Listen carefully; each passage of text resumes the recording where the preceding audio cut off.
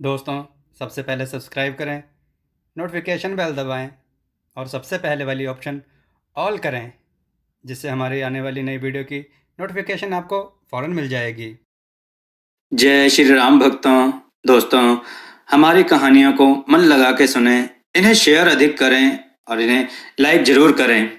हमारी कहानियों में कुछ ना कुछ ज्ञान की बातें छुपी होती हैं, कृपया इन्हें पूरा सुने। चलिए कथा की ओर चलते हैं। आज की कथा है चतुर लड़की और गांव के मुखिया से शादी तथा मुखिया का एक सवाल। आइए कथा श्रवण करें। बहुत समय पहले की बात है।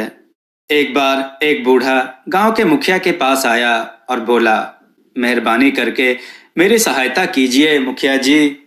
मेरे पड़ोसी ने मेरी बकरियां चुरा ली हैं। मुखिया ने उसकी बातें ध्यान से सुनी। उसको इस बात की खुशी होती थी कि लोग उसकी अक्लमंदी को पहचानते थे और मानते भी थे। मुखिया ने पूछा, पर तुम्हारी परेशानी क्या है?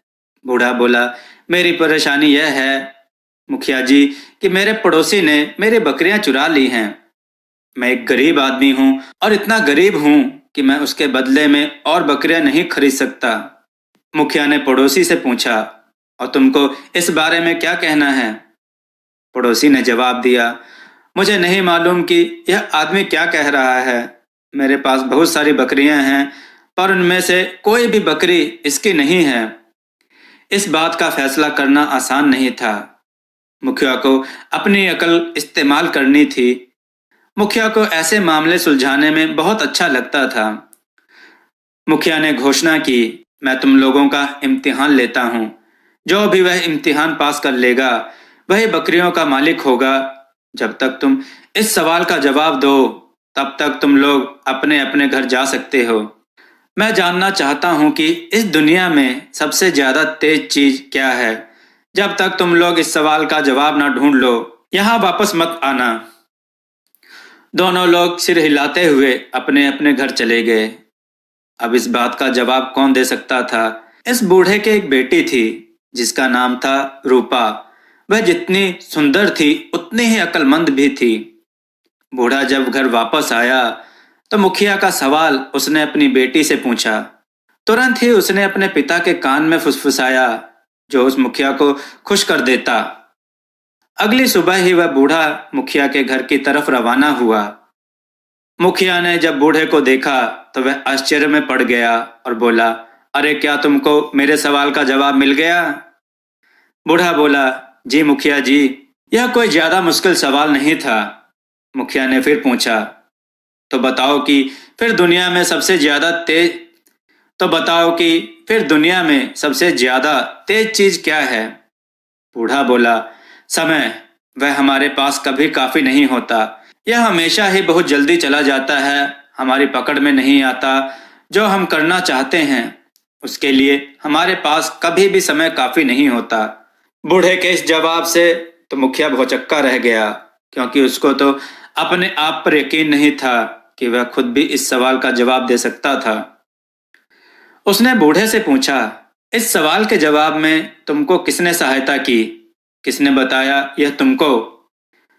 बूढ़ा झूठ बोला, किसी ने नहीं सरकार, यह मेरे अपने शब्द हैं। मुझे किसी ने कुछ नहीं बताया। मुखिया ने कहा, तुम मुझे सच नहीं बता रहे हो, इसके लिए क्या तुम जानते हो कि मैं तुम्हें सजा भी दे सकता हूँ? यह सुनकर बूढ़ा बहुत डर गया। वह और आगे झूठ नहीं बोल सका। वह बोला, यह मेरी बेटी रूपा ने मुझे बताया। वह एक बहुत ही अक्लमंद लड़की है। मुखिया बोला, लगता है कि वह बहुत ही अक्लमंद लड़की है, मैं उससे मिलना चाहता हूँ। कुछ देर बाद ही वह बूढ़ा अपनी बेटी को मुखिया के पास ले आया। मुखिया तो पहले ही उसकी अक्लमंदी का सिक्का मान गया और उसको देखकर तो वह उसकी सुंदरता का भी सिक्का मान गया। मुखिया उसको देखकर बोला, तुम बहुत अक्लमंद हो और साथ में बहुत सुंदर भी हो। यह मेरे लिए बड़ी इज्जत की बात होगी अगर तुम मेरे साथ शादी करोगी। क्या तुम मुझसे शादी करोगी? रूपा ने जवाब दिया, मुखिया जी, यह तो आप मेरी इज्जत बढ़ा रहे हैं। हालांकि मुखिया इस बात से खुश था कि उसको इतनी सुंदर और अक्लमंद पत्नी मिल जाएगी, पर वह उससे डरा हुआ भी बहुत था, क्योंकि वह वाकई बहुत अक्लमंद थी। वह नहीं चाहता था कि वह उसके पास आने वाले मामलों में दखल दे। वह अपनी इज्जत को, जो उसको अपनी अक्लमंदी की वजह से मिली थी, किसी से बांटना नहीं चाहता था, अपनी पत्नी से भी नहीं। सो मुखिया ने उससे कहा, जो कुछ भी मेरे घर में है वह सब तुम्हारा है, पर तुम्हारे लिए इस घर में बस केवल एक नियम है, और वह यह है कि तुम मेरे सामने आए हुए मामलों में कोई दखल नहीं दोगी। बस यही एक नियम है तुम्हारे लिए। अगर तुमने यह नियम तोड़ा तो मैं तुमको तुम्हारे पिताजी के घर भेज दूंगा। मुखिया की नई पत्नी इसके जवाब में केवल मुस्कुरा दी। कुछ समय तक तो सब कुछ ठीक चलता रहा। मुखिया के पास लोग अपने मामले लेकर आते रहे और वह उनको सुलझाता भी रहा, और रूपा अपने घर के काम में लगी रहती थी। अक्सर वह मुखिया के फैसलों को ठीक ही मानती थी। एक दिन मुखिया ने दो लड़कों को एक पहेली दी जो अपनी भेड़ों पर लड़ रहे थे। रूपा को मालूम था कि उसको उस लड़के की सहायता नहीं करनी, लेकिन वह लड़का उस पहेली को लेकर बहुत परेशान था। यह सब देखकर रूपा से रहा नहीं गया। उसने उस लड़के से पूछा कि वह इतना परेशान क्यों है। वह लड़का बोला, मुखिया जी ने मुझे बिल्कुल ही नामुमकिन काम दे रखा है।